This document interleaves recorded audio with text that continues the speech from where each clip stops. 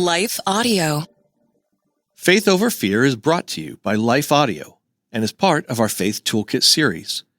For more inspirational, faith-affirming podcasts, visit us at lifeaudio.com.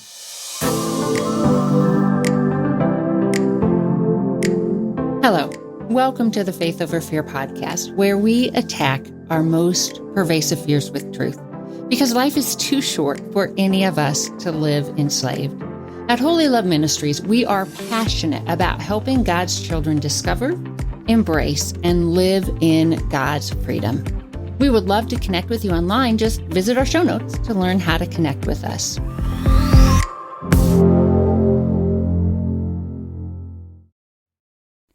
Christmas. For most kids, it's the most joyful time of the year. But this Christmas, 1.5 million children will spend the holiday separated from a parent because their mom or dad is behind bars.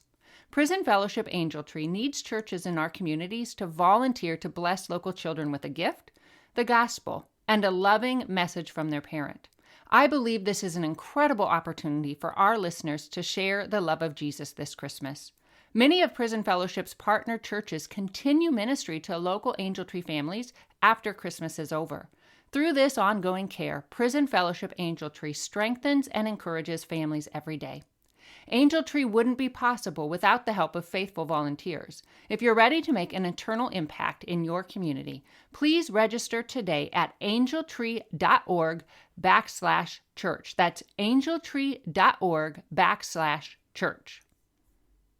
If you find yourself wondering how to get through the day and how to actually live out a life with faith when it is confronted all the time by the world around you, which looks really different than often your faith life does, well, then you may find yourself in need of Girl Club. I'm Cynthia Garrett, and I hope that you'll join us every week right here on Life Audio, because we're just a bunch of real girls having real talk about real issues while applying real faith.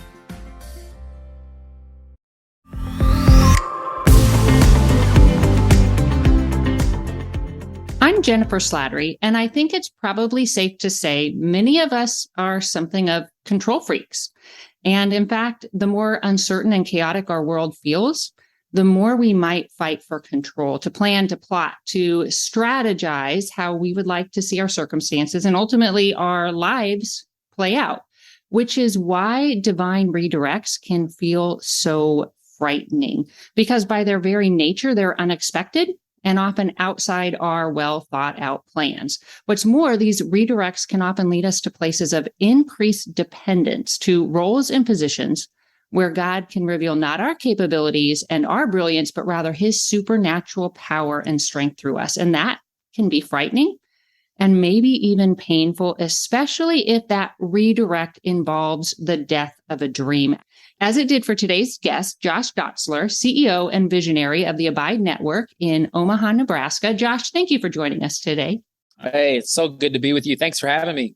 So Josh Dotzler is a spiritual leader. He's a justice advocate, communicator, and the CEO of Abide, a nonprofit mission focused on revitalizing the inner city of Omaha, one neighborhood at a time.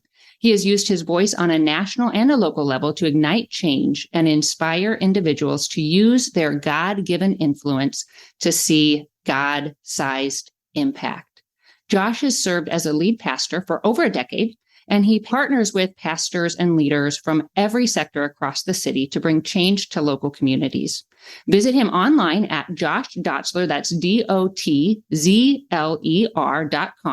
to find out more about him, Abide, his I2 platform, and his resources. And we'll put that in the show notes as well. So Josh, you do a lot. You've done a lot. And just tell us a little about some of the things that you do.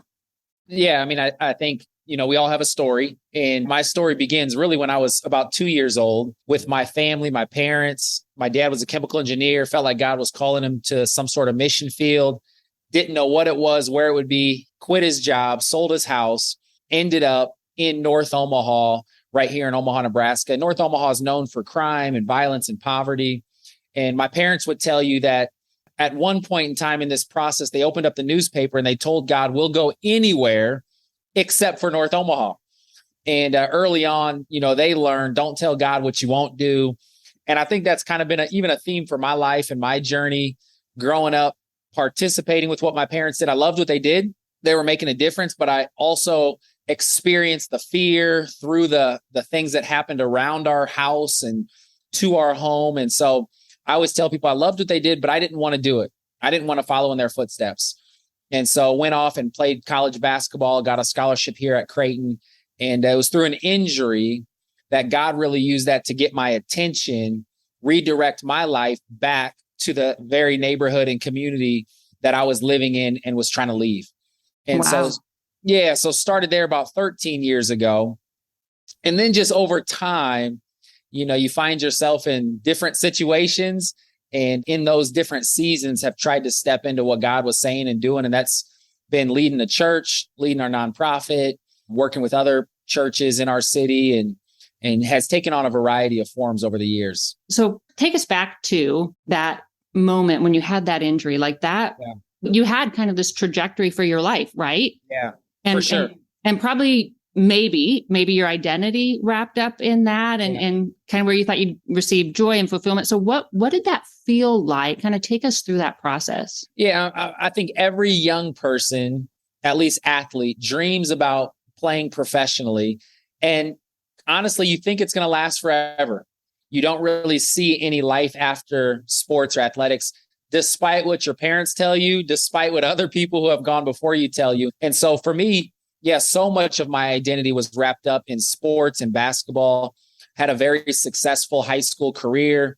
We won multiple state championships. I won a lot of awards, was offered a scholarship to play at Creighton when I was a sophomore, which at the time was one of the youngest. And so everything had been pretty easy athletically. What wasn't easy playing, it was a lot of hard work, but everything was moving in the direction that I had hoped it would. And my freshman year, I remember even hearing talks. I was playing as a freshman, starting as a freshman, playing a lot of minutes. Some people said, man, maybe he has a chance to play professionally. Wow. And so it really helped probably feed into my identity in thinking, man, I really have what it takes. And when I got injured, it was the first time for me I really started to understand that there was life after athletics. And I'll never forget being in my dorm room and tell people I was kind of a part-time Christian too. Mm. So I'd pray part-time, grew up in a great home. But, when I went to school and because basketball was so much of my identity, God and my faith was, I would say, second to that and kind of on the back burner. And my injury really allowed me to focus on God a little more. And I felt like God reminded me of a scripture verse, Revelations 3:16, either you're hot or you're cold. If you're lukewarm, I'll spit you out of my mouth. And I felt like for me, it was God was saying, Josh, either serve me 110% or don't serve me at all. And that decision to say, man, God, I want to serve you 110%. Not that my life was great or perfect after that. The next 3 years would be the worst years athletically for me. My identity would really, I would say, be shaken. And Omaha is not a huge city. So when you travel around, people know Creighton basketball, and you go from being the hero to hearing people talk about you behind your back. Wow. And talk about how you used to be good and you used to be able to do these things. And as a young, 20-year-old hearing these things and your identity was so wrapped up in them. I mean, honestly, I just wanted to go hide and I didn't want to be around people. And it took a lot of years to keep understanding that even in the midst of that pain, God was still there. Wow. And not only was God there, I can look back and see how God was preparing me for other things in the calling that eventually I would start to walk into. And so it was a very difficult season. Shortly after I said yes to God, I felt like God was saying to Mary, who was my girlfriend at the time, who's now my wife of 15 years. And we got married before my junior year of college. Oh, wow. And so as a freshman going into college, I had no desire to be married. Neither did my wife. But just as things played out, again, I could see how God was kind of putting us on this fast track to just the calling that he had, the next steps that we would take. And I felt like that was just a call to obedience. And I knew what my coaches would say. I knew what my teammates would think. I knew what our friends would say, but felt like that step of obedience really started to kind of create the path that we're even walking in today. Wow. So I know too, you grew up in your parents lived on mission. Yeah. So do you think, even though you kind of, you talked about in your college years, you were a part-time Christian, but do you think there was still, how did their life and growing up in that environment, how do you think that's impacted what you do now, really, and how you raise your family and how you serve in your ministry? Yeah. I mean, 100% their lifestyle is what has impacted me and really is the reason I'm where I am today. The faith aspect was huge. My parents were, like you said, living on mission. Faith was at the forefront. But I would also say this other word that my parents use a lot was purpose. And they lived with a sense of purpose in what God was calling them to do. And so even for me, as I was looking to get out of transition from college, and my wife and I were trying to figure out what was next, I can't remember if it was after a game or during a game, but I remember the feeling of 18,000 fans being in the stadium, but feeling like what I was doing was a job more than my purpose. Oh, wow. And I remember feeling like I never want to pursue something for money, for fame, for the wrong reasons. Because of what I saw in my parents, I wanted to pursue a purpose and a calling over a career. And so that actually is what led my wife and I to taking a step to actually join the ministry. Now, we thought it would be short term, but there weren't a lot of financial incentives. There weren't a lot of, just really big, cool incentives that we were receiving. But if there was one thing that helped us make decisions as we started our journey was, man, we want to pursue a purpose more than anything else, because we realized chasing after some of those other things will always leave us empty and won't fulfill the longing that's inside of us.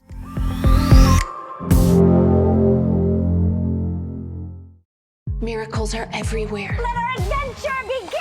Discover PureFlix, your premium streaming service where faith and family values come home. Ready to have some fun? The most exclusive selection of quality, wholesome movies and series that will uplift your spirit. A man can argue whether God exists, but when he looks at his daughters, he knows. With new arrivals every week. Unbelievable. Save big and enjoy the possibilities, like invitations to exclusive theatrical screenings. I see it, so I believe it. Find out more by joining today at pureflix.com.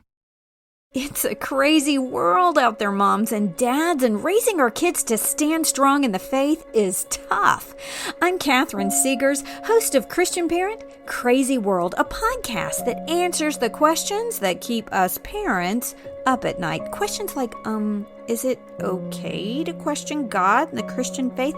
How do I help my kids to have an authentic faith? Wait a second. Is the Bible just a book written by some ancient dead guys? Yeah. For answers to these questions and more, subscribe to Christian Parent, Crazy World at lifeaudio.com.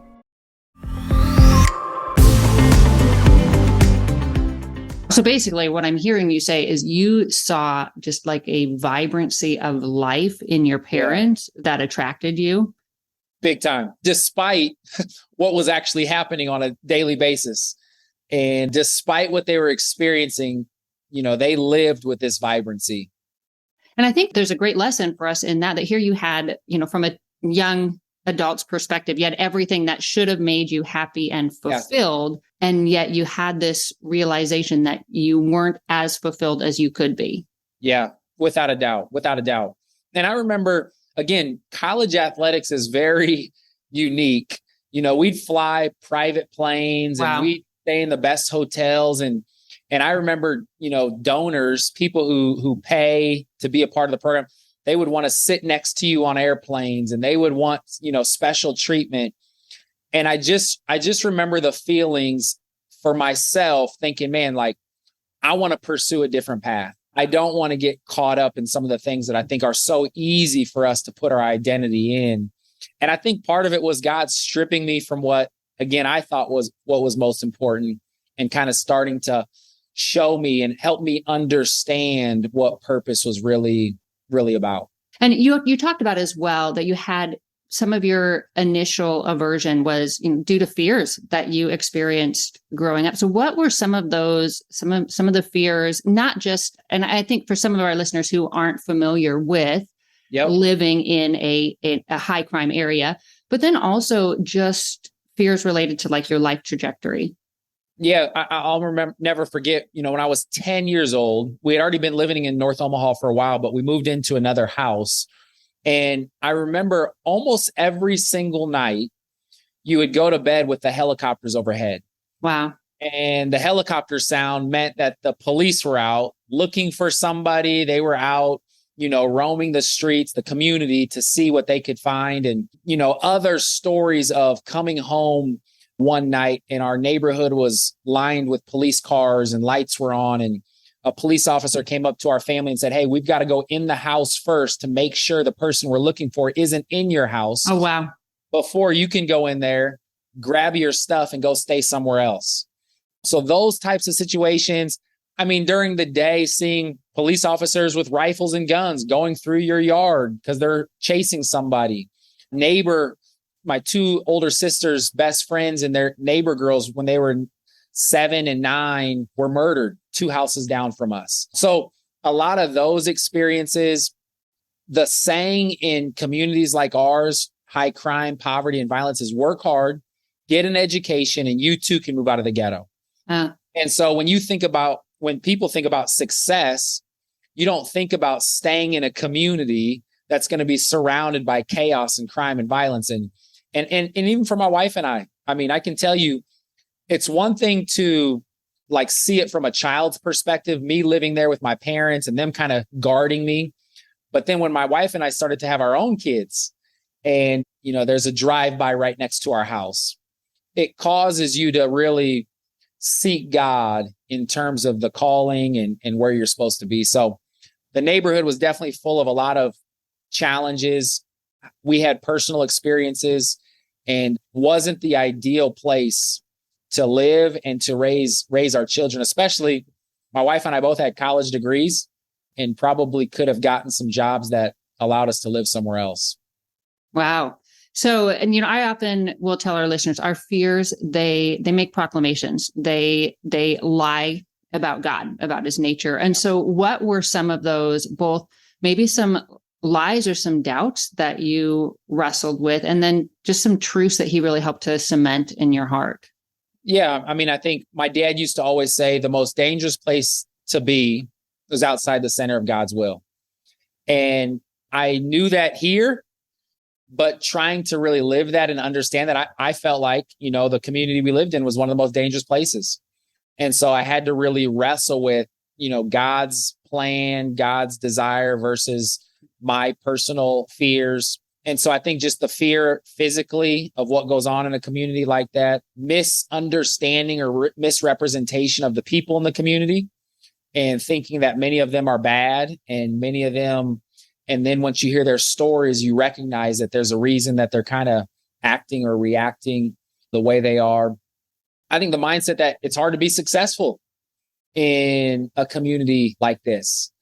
And quote I heard years ago that Mother Teresa said when somebody asked her about what she was doing, she said, I'm not called to be successful, I'm called to be faithful. And so I think even just as a young person, even just trying to be a part of building a ministry, a church, you have a perception of what success is.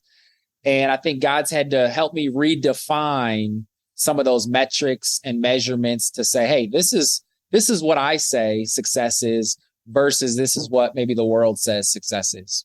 So I actually heard a sermon that you delivered at Christ Community Church in Omaha, Nebraska, and you were you were sharing a little bit of your story, and probably more recently, where I don't know how recently, but in your adult time in your ministry, where you kind of hit another spiritual wrestling moment. And I think I'd love to hear about that, because I think sometimes we think, okay, if God calls us to something and we step into it, it's going to be great, and we're not going to struggle and we're not going to have fears, and it's just going to be this mountaintop experience. So do you remember, do you recognize the moment I was talking about? I don't remember the exact one you're talking about, but I'll say two things. And then if I remember it, or if you think of it, feel free to ask me. But I do tell people, I used to think that once I discovered my calling, it would be kind of smooth sailing. And there would be a level of, I would say, comfort associated with it. Like, oh, this is what I'm supposed to do. Like, this is comfortable. And I haven't found that to be true. And I tell people, my wife and I tell people, probably the first over 5 years of ministry, we felt like was strictly out of obedience. Mm.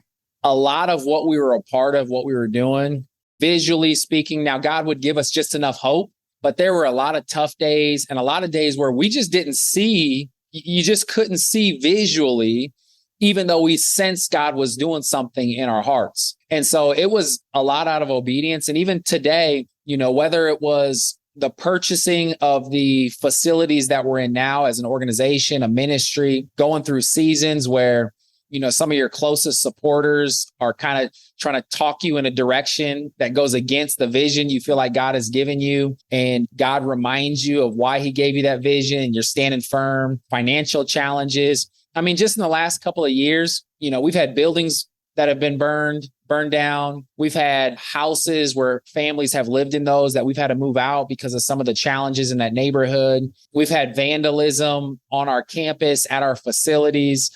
There's constantly challenges that we're overcoming. And that doesn't even include my own personal insecurities and fears. And, every time you speak or every time you put yourself out there and you don't feel like you did what you could have done or wanted to do, and you walk back, it's like, man, am I really called to this? Like, is this what I'm really supposed to do? And those are consistent and constant. And for me, having people around you who see who God's called you to be and encourage you in that is huge. And then number two, God, as you're pursuing him, whether it's in quiet time with him, in scripture, he's constantly reminding me, no, this is who I've called you to be. And you can look at who I used in the Old Testament and all throughout scripture in the New Testament, and it was never smooth sailing for any of them. And so I think it's been a reminder, but honestly, I have to be reminded all the time that calling and comfort aren't necessarily compatible with each other. Yeah, I think because God does stretch us, right?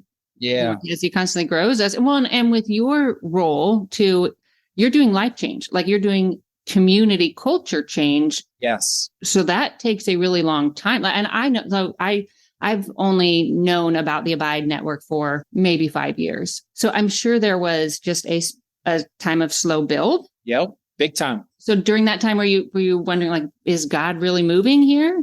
Oh, big time. I mean, our organization is 33 years old. And that's new. That's relatively new. Yeah. It's relatively new. And I would say for me, I've only been a part full time for the last 13 years. And so, 20 years, my parents working hard. Even today, we were in the community and we were looking at an old facility that used to be kind of our headquarters. And it was a 4,000 square foot box. I mean, a brick box with limited heat and air. I think I've been there. I think I've seen it. On Lake Street. I mean, if you were sitting in the right place, you'd get leaked on if it was raining. And it's just, I mean, honestly, we thought we would never leave that location. Like, we thought we would never get beyond that. And then God opened up an opportunity to purchase a campus and 24 acres and 208,000 square feet. But it was an old campus and facility. And so then your biggest blessing becomes your biggest burden.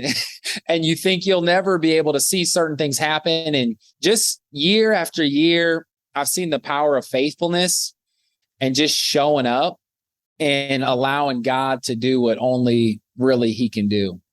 Do you think some of that was building trust too within the community? Yeah. Oh, for sure. I mean, everything comes down to relationships. And I think that takes time too. People don't trust you right when you move in. You've got to establish relationship. Let people know what you're for. You're for the community. You're not just here to do your own thing. And so all those things take time for sure. So what has been the biggest blessing? I think we really believe the church, which is the people of God, are the hope of the world. And our passion is to see Christians live on mission. And if I were to look at the story that God has told through Abide, through what we've been a part of, it's been just people of God, Christians, leveraging the influence that God's given them. I mean, we've got a 4,000 square foot fitness center. Wow. That's one of the best fitness centers, I'd say, in the city. Praise God. In terms of equipment. But about 2 years ago, it was an old swimming pool that had been vandalized and was in terrible condition and looked like, a place that should be just demolished. And God given a vision to say, you know what, one day that's going to be a fitness center. For 3 years, casting that vision. And then after 3 years, somebody saying, you know what, we feel like God's calling us to help you be a part of that vision. And to see that's just one small story of a whole 33 years worth of those stories of people saying, you know what? Some people look at my parents and even look at myself and be like, man, you're living your calling. You're doing what God's called you. And I'm a firm believer that every single person who's played a part in this story that God is telling, the only reason we're where we are today is because so many people have leveraged their influence and lived out the calling that God has in their life. So I think as I step back, seeing all those people, all those stories, use what God's given them, it's a result of the impact we've been able to have. Wow. Well, I'd like you just to pause for a minute, because you have, you talked about seeing people, but you understand why they behave the way they do, and then kind of looking at this generational shift that I think God is doing through you. So some of our listeners come from places of trauma, like they come from hard places. So what would you say to them? Like, you know what, I just don't know if there is a call for me. How would you speak into their life right now? Yeah, we break down purpose and calling into kind of three areas. There's the universal purpose, which first and foremost, God has a plan for all of us that we would love him and we'd love our neighbor. We'd love the world around us. And so regardless of where you are, what season of life you find yourself in, man, we're called to love. And I know some of us haven't experienced that love that the Bible talks about that God gives us. But I'm telling you, the first thing is you get to experience it. God wants you to experience it, but then he wants you to express it to the world around you. So we talk about universal purpose. Number two is this unified purpose. We believe everyone's called to be connected to a community. It's in community. It's in a family of faith that we get encouraged and strengthened, and we get the resources we need, and people call out the gold in us. And sometimes we don't see it in ourselves, but when we have the right people around us, they call it out of us. And so wherever you are, if you're not connected to a local church or a local community, make sure you get connected to people who know your name, to people who you know, so you can be encouraged and strengthened, and also committed to that community of people. So there's the universal purpose. We're all called to love. There's the unified purpose. We're called to be connected to a community. And then number three is our unique purpose, our unique calling. We find out who we are uniquely when we're connected to a community and ultimately connected to God's greater story. So my encouragement would be, man, connect to God, connect to God's family in some way.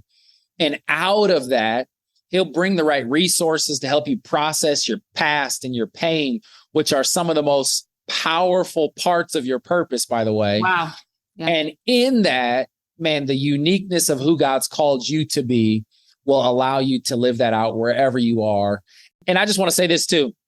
I want to encourage you, whether you're a stay-at-home mom, whether you're a working mom, whether you run a Fortune 500 company, you're a father, there is no calling or purpose that's too little or too big. Who you're raising might be as important or more important than what you do. And so knowing that in different seasons, God has us in different places, I think is important too. Wow. Yeah. And so I don't know if your answer to this question would be different from what you previously said, but what would you say to someone who's listening and they're back where you were when you were in college? And they're like, I sense God is nudging me in a different direction. I'm not sure. That could mean breaking from expectation, from, all this. What would you say to that person who maybe senses a nudge, but is afraid to take that step forward? Yeah, I think the word that I think of is faith. And I think when I think of faith, I think of number one, going all in with God. When you go all in with God, when you surrender everything to him, he'll start to lead you. And in putting your all in with God, totally putting yourself in that faith circle, then you are faithful to whatever he's saying. And being faithful ultimately leads to being fruitful. So I think it sounds so simple and so simplistic. And to some degree it is. It's like, man, I got to pursue God. That means I'm getting in his word. That means I'm praying. That means I'm inviting people of God to speak into my life. I'm going all in with God, with faith. And wherever he has me, I'm going to be as faithful as I can be. I'm going to do it to the best of my ability. I'm going to work hard because I know how I live today is what's going to set me up for the next season that God has me in. Say that again. I think that's so good. Yeah. I think, just being faithful, because how we live today, how we go about our work, our energy, our attitude, our faith really sets us up for the next season that God calls us into. So sometimes, which I'm guilty of this, I can be looking ahead to the next season instead of just saying, you know what, I got to stay faithful. I got to stay planted and faithful. And then knowing that faithfulness will eventually lead me to being more fruitful in other areas. Awesome. Now, you actually have a book, correct? Available on kind of finding purpose and calling. So can you just briefly tell us a little bit about your book? I don't have a book out on purpose and calling yet. Oh, okay. But I will have one coming out next year. I wrote a book called Church in Crisis. Okay. Yes. It doesn't sound like purpose and calling, but the heart behind it is, as the church, as people of God, we're called to be in the middle of the most challenging spaces and places in our world. And COVID really highlighted some of the challenges that the church is experiencing, the crisis.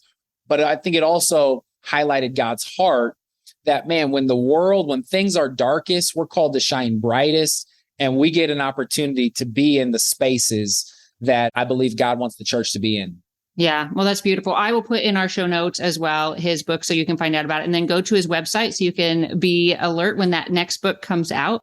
Well, and Josh, having seen the impact that your ministry has had just in the metro, I'm really grateful that you followed God's leading. Your story inspires me, and I hope it inspires our listeners as well to do the same. Thank you so much for sharing your story with us. Well, thank you so much for having me. I love what you're doing. Excited for the impact. I'll say this too. You can go on my website, which will be in the show notes, and there is a booklet that helps you continue to uncover your purpose. Oh, awesome. And so it gives you categories to answer questions. And so for those who are looking out for that, would love for you to take advantage of that. So thank you so much for having me. Yeah, awesome. Thank you, Josh. To our listeners, thank you for listening. Thank you for joining my team and I on this journey of decreased fear and increased faith. If you haven't already done so, I would encourage you to subscribe to this podcast. Then you won't miss a single episode, and make sure to rate it. That encourages our team and it helps others to find it as well. And we would love it if you would share the content with your friends and share it on social media so that others can gain the tools, the encouragement to experience Christ's freedom on a deeper level. Until next time, may you live as one who truly has been set free. Faith Over Fear is a production of Life Audio and Salem Media. If you liked what you heard today, please take a second to rate and review this podcast in your favorite podcast app so that more listeners like you can find the show. For more faith-filled, inspirational podcasts, visit us at lifeaudio.com.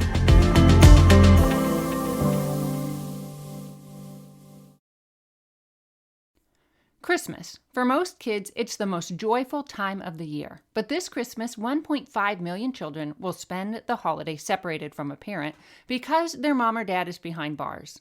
Prison Fellowship Angel Tree needs churches in our communities to volunteer to bless local children with a gift, the gospel, and a loving message from their parent. I believe this is an incredible opportunity for our listeners to share the love of Jesus this Christmas. Many of Prison Fellowship's partner churches continue ministry to local Angel Tree families after Christmas is over. Through this ongoing care, Prison Fellowship Angel Tree strengthens and encourages families every day. Angel Tree wouldn't be possible without the help of faithful volunteers. If you're ready to make an eternal impact in your community, please register today at angeltree.org/church. That's angeltree.org/church. Miracles are everywhere. Let our adventure begin! Discover PureFlix, your premium streaming service where faith and family values come home. Ready to have some fun? The most exclusive selection of quality, wholesome movies and series that will uplift your spirit. A man can argue whether God exists, but when he looks at his daughters, he knows. With new arrivals every week. Unbelievable. Save big and enjoy the possibilities, like invitations to exclusive theatrical screenings. I see it, so I believe it. Find out more by joining today at pureflix.com.